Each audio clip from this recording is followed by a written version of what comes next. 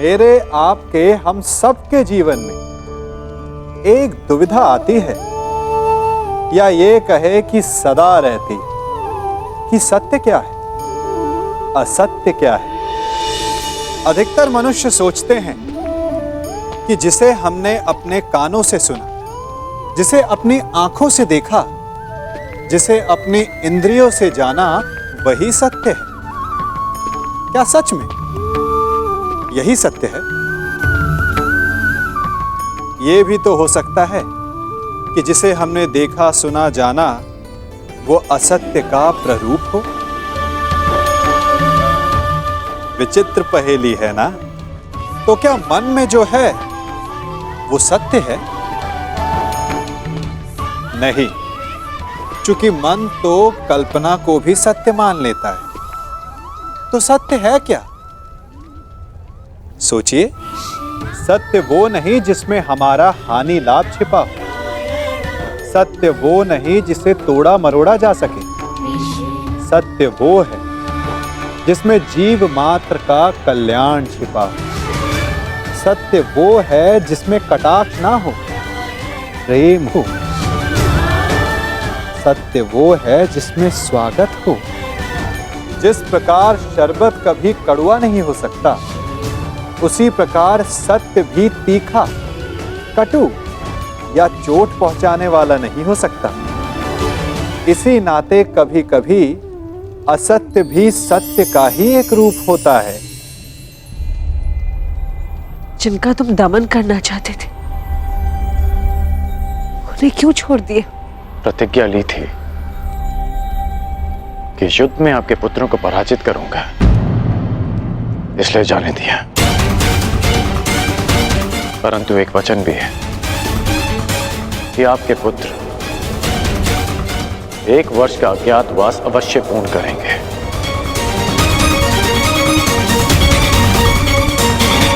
आज्ञा दीजिए माताश्री।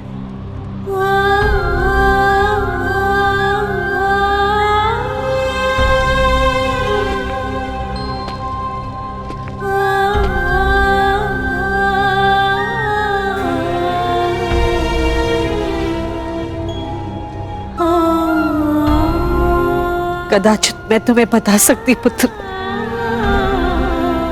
कि तुम सबसे ज्येष्ठ कौनते हो। हे भगवान, एक वरदान को क्यों मेरे लिए अभिशाप बना डाला तूने?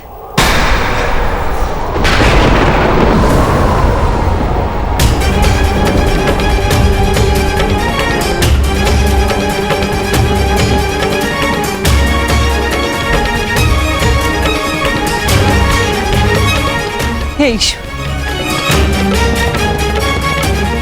अब कौन सा संकट आने वाला है मेरे पुत्रों पर?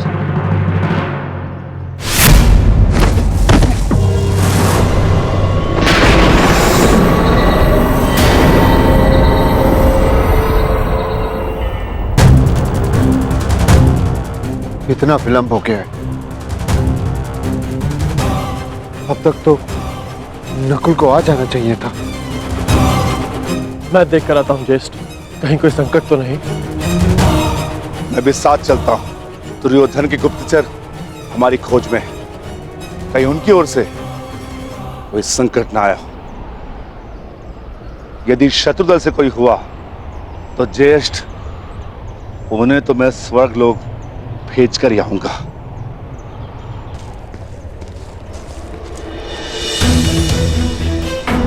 नकुल! नकुल! नकुल! नकुल! भ्राता भीम! नकुल! नकुल! नकुल! नकुल! नकुल! नकुल! उठ जा। नकुल! देखिए ना भ्राता भीम, क्या हुआ है नकुल को? ये कुछ बोल क्यों नहीं रहा? नकुल! नकुल उठ जा। नकुल!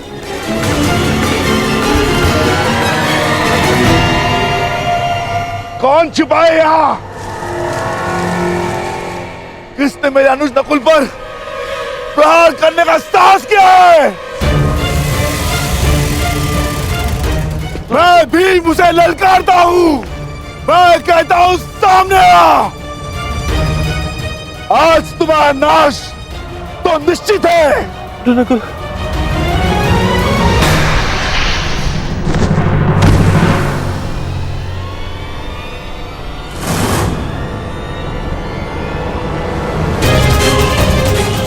अरे ये क्या हो गया? अरे उठो नकुल, अरे उठो, अरे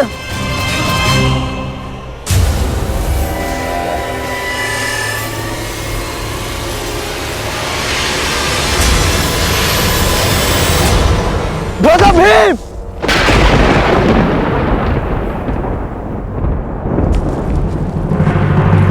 दादा भीम! दादा भीम! सहदेव! सहदेव! नकुल! नकुल!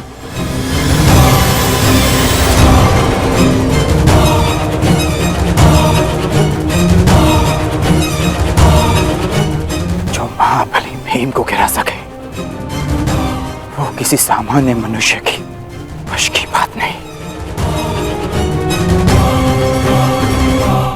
तुम अवश्य कोई मायावी हो, तुम जो भी हो, यक्ष, किन्नर, गंधर्व, मायावी, पिशाच, प्रेत, मेरे समक्ष प्रस्तुत हो और मेरे भाइयों को जीवित करो, अन्यथा अपने प्राण देने के लिए तत्पर हो जाओ।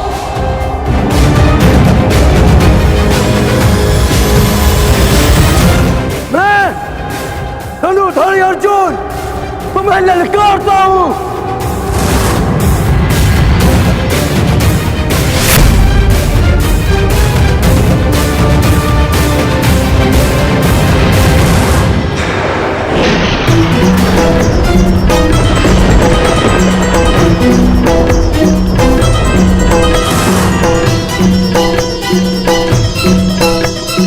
पांचाली,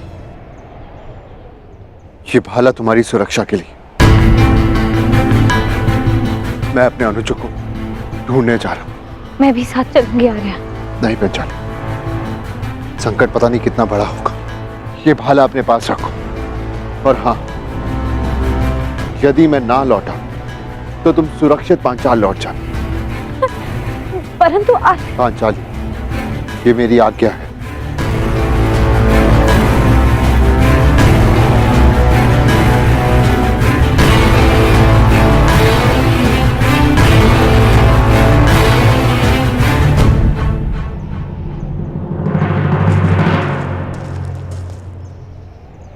नकुल! भीम! सहदेव!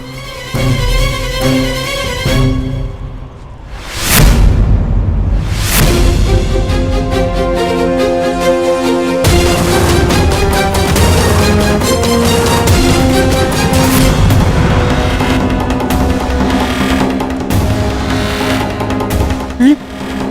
भीम! उठो भीम! सहदेव! सहदेव! नकुल, आंखें खोलो! अर्जुन! अर्जुन, अपनी आंखें खोलो अर्जुन! उठो मेरे अनुजो! उठो! उठो अनुजो, उठो!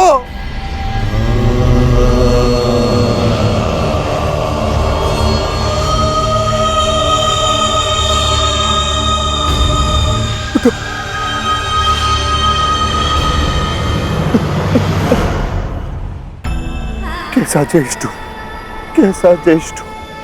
युद्ध में हारे जाने के पश्चात भी जिन्होंने मुझ पर अपना विश्वास नहीं हारा, उनकी सुरक्षा मैं कैसे नहीं कर सका? क्या उत्तर दूंगा? क्या उत्तर दूंगा मैं माता कुंती को? क्या उत्तर दूंगा मैं पांचाली को? क्या उत्तर दूंगा मैं उन्हें?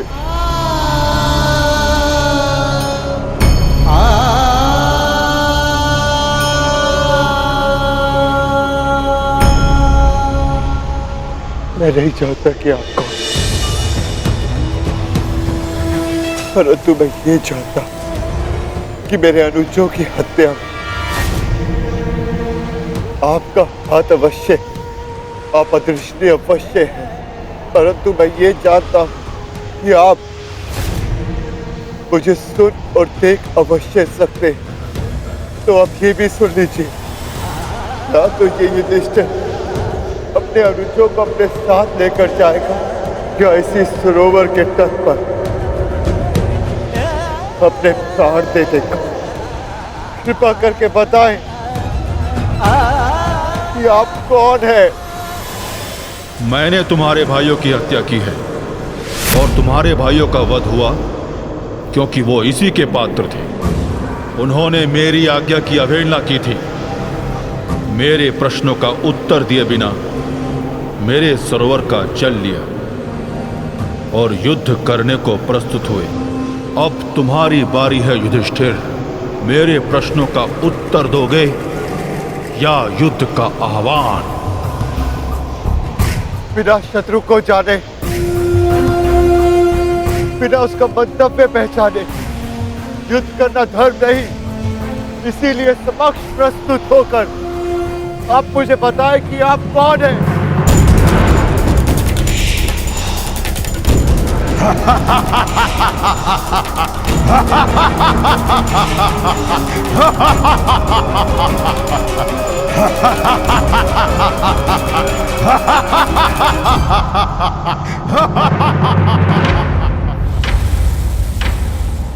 मैं यक्ष नायक हूं और ये सरोवर मेरा है। पंच तत्वों पर केवल परमेश्वर का अधिकार है, तो फिर इस जलाशय के जल का उपयोग करने से आप किसी को कैसे रोक सकते हैं? ऐसे कैसे किसी के प्राण ले सकते हैं आप? उत्तर दीजिए। मैं व्यर्थ विवाद नहीं करता हूं युधिष्ठिर। धर्मराज हो, इतना तो समझते हो ना कि बिना किसी की अनुमति लिए किसी की वस्तु का प्रयोग करना चोरी है और मैंने चोरों को दंड दिया है। परंतु तुमने यहां आकर ना मेरी संपत्ति पर दृष्टि डाली और ना मुझे युद्ध के लिए ललकारा। अभी तो तुमने मेरा आह्वान किया, इसलिए मैं तुम्हें एक अवसर देता हूं। मुझे मेरे प्रश्नों का उत्तर दो और मैं तुम्हारे एक भाई को जीवित कर दूंगा। बोलो, स्वीकार है?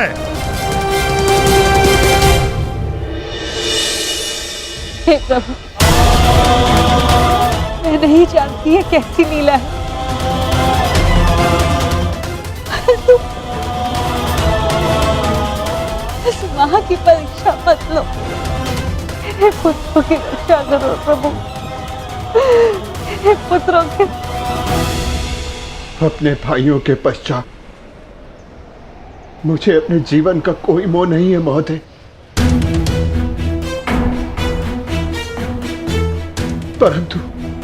परंतु मेरा एक भाई जीवित हुआ तो मुझे संतोष होगा। तो ठीक है, मेरा पहला प्रश्न, मनुष्य का सबसे बड़ा धर्म क्या है? मनुष्य का सबसे बड़ा धर्म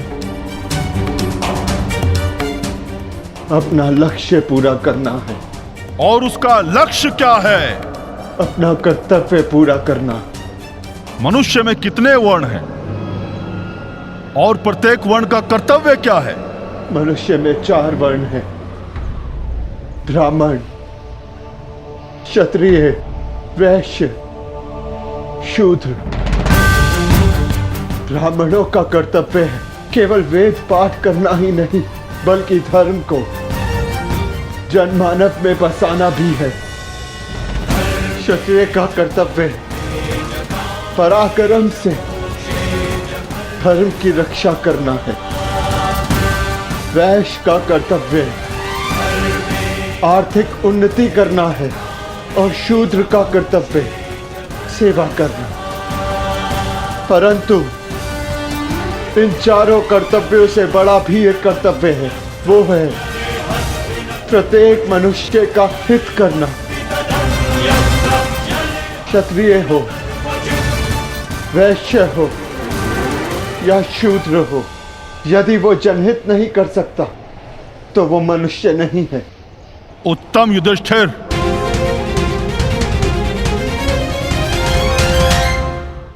अब ये बताओ कि जल से पतला कौन है? जल से पतला ज्ञान है, जिसकी धारा अज्ञान की चट्टान को काट कर बहती है। भूमि से अधिक सहनशील कौन है? माता भूमि से अधिक सहनशील होती है। और आकाश से ऊंचा कौन है? आकाश से ऊंचा स्थान पिता का है। वायु से अधिक गति किसकी है? और भूसे के तिनकों से अधिक संख्या किसकी है? मन की गति वायु से अधिक तीव्र है और चिंता की संख्या भूसे के तिनकों से अधिक है। विदेश में मनुष्य का संबंधी कौन है? रोगी का संबंधी कौन है? और मृत्यु शैया पर लेटे मनुष्य का संबंधी कौन है? विदेश में मनुष्य का सबसे बड़ा संबंधी उसकी विद्या है, जो एक मित्र की भांति उसे हर संकट से बचाती है।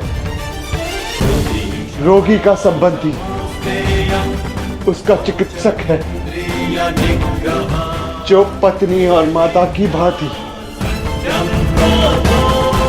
उसकी सेवा करता है। और मरने वाले का संबंधी केवल धर्म और दान है, उसके सत्कर्म है, जो मरने के पश्चात उसके साथ जाते हैं। क्या है जिसके नाश से मनुष्य सबका प्रिय बन जाता है? क्या है जिसके नाश से मनुष्य सुखी हो जाता है? और कौन सा शत्रु है जो मनुष्य का नाश करता है? अहंकार के नाश से मनुष्य सबका प्रिय हो जाता है। कामनाओं के नाश से वो सुखी हो जाता है। और वो शत्रु जो मनुष्य का नाश करते वो क्रोध है। अंतिम प्रश्न युधिष्ठिर, बताओ संसार का सबसे बड़ा आश्चर्य क्या है? मनुष्य प्रतिदिन सहस्त्रों को जन्म लेते हुए देखता है, सैकड़ों को मरते हुए देखता है, जो जानता है कि उसे भी एक दिन मर जाना है, फिर भी सदा जीने की चाह रखता है। ये संसार का सबसे बड़ा आश्चर्य है। तुमने मुझे संतुष्ट किया युधिष्ठिर, मैं प्रसन्न हुआ। बताओ तुम्हारे किस भाई को जीवित करूं?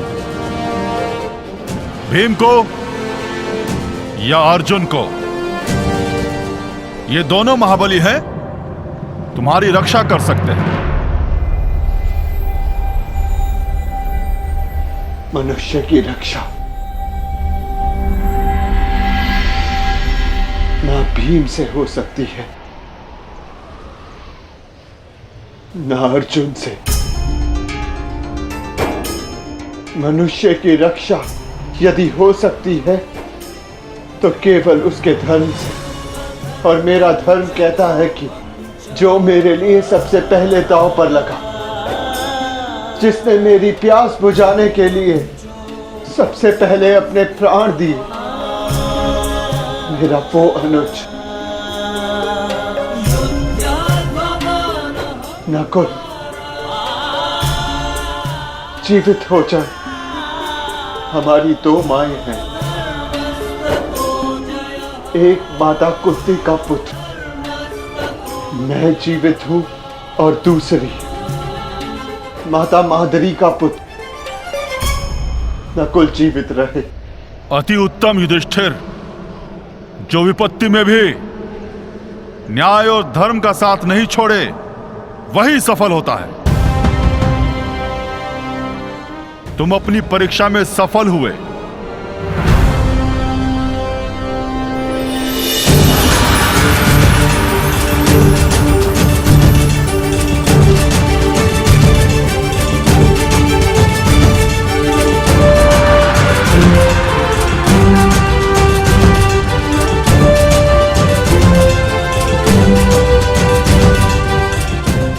आज मैं पूरा संसार जीत के मेरे पांचों भाई मेरे साथ हैं। मुझे किसी की कामना नहीं।